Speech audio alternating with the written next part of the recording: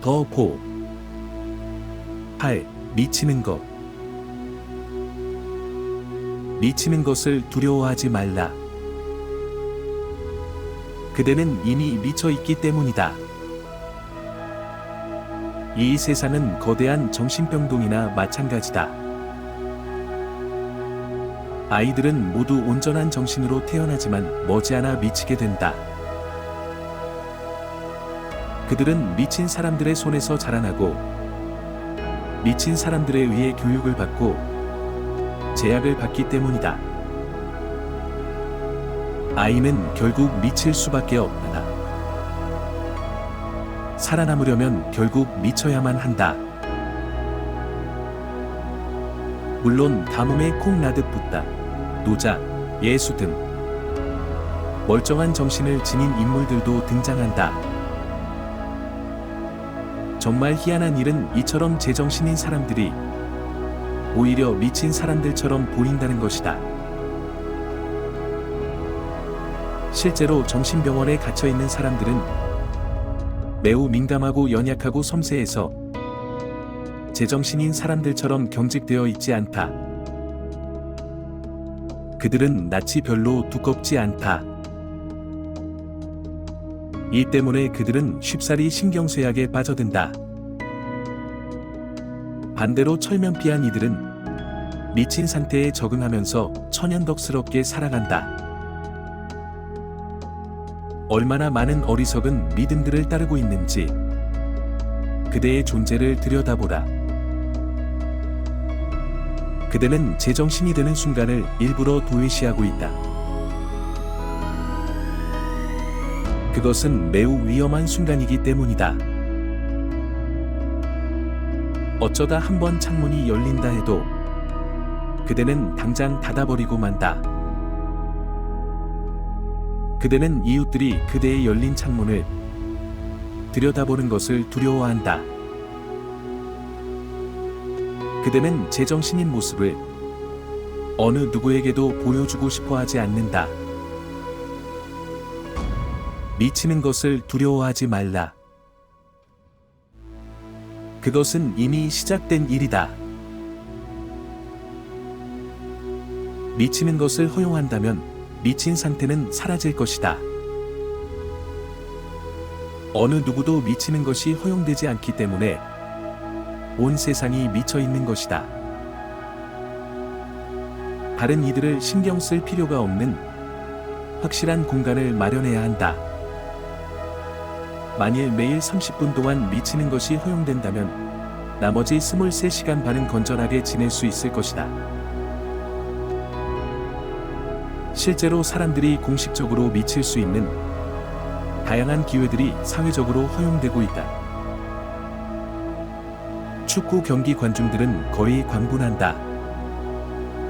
그들은 흥분해서 껑충껑충 뛰기까지 한다.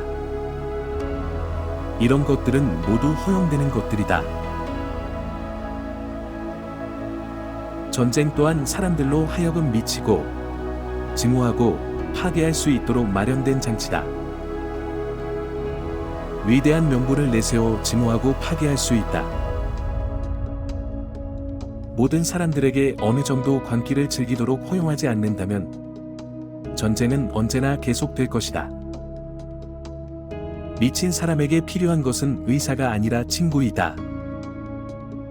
의사는 지나치게 비인간적이고 지나치게 멀리 떨어져 있고 지나치게 기교적이다. 그들은 미친 자를 마치 물건처럼 바라본다. 눈초리에는 비난이 담겨 있다. 무언가 잘못되었으니 바로잡아야 한다는 식이다. 정작 필요한 것은 그를 사랑해주고 다정하게 다독거려줄 사람이다. 물건 취급하지 않고 개체성을 받아들일 줄 아는 사람이다.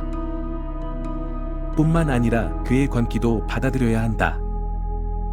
인간은 누구나 광기를 갖고 있기 때문이다. 광기는 인간의 어두운 부분이다. 그것은 자연스러운 것이며 그 속에는 어떠한 잘못도 없다. 그대가 미친 자에게 나 역시 미쳤다고 말할 수 있을 때 곧바로 다리가 놓여진다. 그때는 상대와 어울릴 수 있고 도울 수도 있다. 9. 거짓말. 지식은 다른 사람들로부터 끌어모은 거짓일 뿐이다. 자신의 경험을 통해 얻어진 것이 아니라면 그 어떠한 것도 모두 거짓임을 명심하라. 진리는 어디까지나 자신의 명확한 체험이어야 한다. 그대가 거짓말을 하고 있을 때를 한번 지켜보라. 그대는 온종일 거짓말을 하고 있다는 사실에 깜짝 놀랄 것이다. 거짓말은 이제 무척이나 자연스러운 행동이 되었다. 누군가가 찾아오면 그대는 미소를 짓는다. 미소는 예의와 격식을 갖춘 거짓에 지나지 않는다. 그런 거짓들을 서서히 버려라. 그러면 엄청난 변화가 올 것이다. 거짓에 묶여있던 에너지가 풀리면서 그 에너지가 곧 진리가 되기 때문이다. 우리의 모든 에너지는 거짓에 투입되기 때문에 더 이상 진리에 사용될 에너지가 남아있지 않다. 거짓은 어디까지나 에고의 덫이다. 에고는 세상 최대의 거짓이다. 에고는 자신이 특별하다고 느낄 때마다 언제나 편안함을 느낀다. 따라서 그대의 말이 거짓인지 아닌지는 전혀 문제가 되지 않으며 오로지 다른 사람들이 그 말을 믿느냐, 믿지 않느냐가 문제가 될 뿐이다. 상대방이 믿으면 그 순간만큼은 그것이 진리처럼 보이기 때문이다. 그러나 진리는 믿는 자들이 필요 없다. 첫째, 누군가에게 거짓말을 하다가 도중에 즉각적으로 거짓임을 자각하면 지체 없이 상대방에게 사과하라. 이것은 거짓말입니다. 나의 오랜 속임수에 다시 걸려들었습니다. 정말 죄송합니다. 이런 말을 꺼내기란 결코 쉽지 않지만 달리 방법이 없다. 습관이 깊숙이 뿌리내렸을지라도 반드시 잘라내야 한다. 둘째, 그대가 거짓말을 하려고 준비하는 순간을 자각하라. 그 자리에서 거짓을 멈추고 하려는 말을 도로 거둬라. 셋째, 그대의 가슴 속에서 언제 거짓이 발생하는지 자각하라. 만일 그대가 이 세 가지 자각을 이뤄낼 수 있다면 거짓은 곧 눈 녹듯이 사라져버릴 것이다. 거짓이 사라지는 순간 진리가 찾아오기 마련이다. 진리는 탐구할 만한 가치가 있는 유일한 것이다. 그대를 자유롭게 하기 때문에. 10. 벌거벗음. 에고를 지니고 있는 인간은 상처받은 인간이다. 에고의 자리에는 고통, 번민, 불행, 불안, 어둠이 있다. 항상 그것을 덮어서 감추고 있으며 누군가가 상처를 알아볼까 두려워한다. 사실은 계속해서 감추기 때문에 그 병을 고칠 수 없다. 인간은 벌거벗음을 견뎌야 한다. 어떠한 비밀도 어떠한 자존심도 없이 존재 앞에서 깡그리 발가벗어야 한다. 그렇게 하면 즉각 치유가 일어나고 기적이 일어난다. 수행은 스스로를 드러내는 것이다. 무엇이든 죄책감 없이, 비난 없이, 잘못이라는 감정 없이 다른 사람들이 어떻게 생각하고 말할지에 대한 염려 없이 드러내는 것이다. 아무런 두려움 없이 완전히 개방하는 것이다. 수행을 하면서 그대는 깜짝 놀라게 된다. 온갖 불행과 고뇌가 한꺼번에 사라지기 때문이다. 그대는 치유된다. 그대는 무엇이든 숨기지 말아야 하며 솔직하고 개방적이어야 한다. 또한 완전한 벌거숭이가 되려는 용기를 가져야 한다. 11. 웃음. 춤, 노래, 웃음 이 세 가지 중에서 웃음이 가장 풍부하고 자연스럽고 자발적인 현상이다. 웃음은 배울 필요가 없는 자연의 선물이다. 누구나 웃을 수 있다. 박장대소할 때 어떤 일이 생기는가? 완전히 춤에 빠져 있을 때 무슨 일이 일어나는가? 몰입하면 춤추는 자는 사라진다. 웃음은 생명이고 사랑이며 빛이다. 가장 순수한 형태의 웃음은 혼신의 힘을 다해 추는 춤과 같다. 진실하고 깊은 웃음 속에서는 마음은 사라진다. 12. 배움.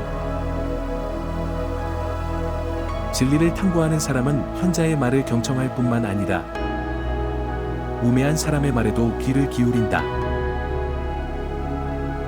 사람마다 나름대로 인생 역정을 거치면서 이야깃거리를 갖고 있기 때문이다. 우리 모두는 타인에게는 훌륭한 조언자가 될 수 있지만 입장을 바꾸면 자신의 삶도 다른 사람들처럼 어리석어질 수 있는 법이다. 그대는 보고 듣고 관찰함으로써 많은 것을 익힐 수 있다. 똑똑한 사람이란 매 순간을 배움의 기회로 삼고 무언가 배울 수 있는 기회가 생기면 절대로 한순간도 놓치지 않는 사람이다. 13. 삶과 존재의 술에 흠뻑 취한 술고래가 되라. 맨송맨송하게 있지 말라. 맨송맨송한 사람은 죽은 것이나 마찬가지다. 삶의 술을 마셔라. 그대는 태어났고 언젠가는 틀림없이 죽음을 맞이할 것이다. 그대가 무엇을 하든 삶 자체는 변하지 않는다는 것을 이해해야 한다. 삶은 이미 완벽하다. 삶을 즐겨라. 삶을 향상시키려 시간을 낭비하지 말라. 애쓴다면 이내 무력감에 빠지게 될 것이다. 그대의 욕망은 결코 충족될 수 있는 것이 아니다. 욕망은 사물의 본성이 될 수 없다. 삶은 본래 그런 것이다. 향상시킬 필요도 없고 그럴 방법도 없다. 무엇이든지 있는 그대로 받아들여라. 삶에는 어떠한 의미도 없다. 기뻐하라. 춤추고 노래하고 즐겨라. 그대는 심각할 필요가 없다. 삶은 우주적인 농담이다. 거기에서 무엇을 얻는단 말인가? 인간은 선택의 세계에서 살고 있다. 인간은 어떤 삶을 원하는지 선택하지 않으면 안 된다. 인간은 동물보다 낮은 계층으로 내려갈 수도, 천사보다 높은 수준으로 올라갈 수도 있다. 인간은 우연히 존재할 수도, 결정을 하면서 존재할 수도 있다. 이것이 바로 인간이 지니고 있는 특권이자 동시에 위험 요소이다. 삶은 위험하기 때문에 스스로 선택할 수 있는 사람은 극히 소수이다. 삶은 미지의 바다나 마찬가지다. 그대에게 항해도가 없을 뿐더러 아주 작은 보트가 한 척 있을 뿐이다. 게다가 바다에는 광풍이 몰아치고 있다. 저 건너편에 해안이 있을지 누가 알겠나? 왜 공연히 이곳에 보금자리를 떠나려 한단 말인가? 그냥 남아있으면 되지 않는가? 해변을 떠날 때 순례는 시작된다. 그것은 편히 쉴 수 있는 안식처를 떠나는 것이며 그대의 지위와 권위와 명성을 포기하는 것이다. 그대는 보트 한 척에 몸을 싣고 험한 풍랑의 자비에, 바다의 자비에 자신을 내맡긴다. 이곳에 해변이 존재하면 분명 다른 곳에도 해변이 존재할 수밖에 없다는 믿음을 품고서 말이다. 이러한 믿음을 품고 온갖 위험을 감수하면서 다른 해변을 향해 떠나는 순간 진정한 삶이 시작된다. 진정한 삶은 종교적인 삶이다. 진정한 삶은 수행에 의해서 성취된다.